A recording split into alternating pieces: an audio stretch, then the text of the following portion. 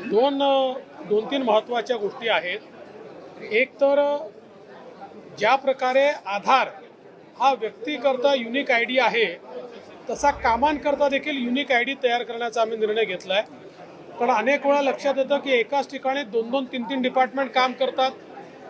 काही ठिकाणी असे तक्रारी येतात की काम एकाने केलं आणि दोन डिपार्टमेंटनी बिल काढलं।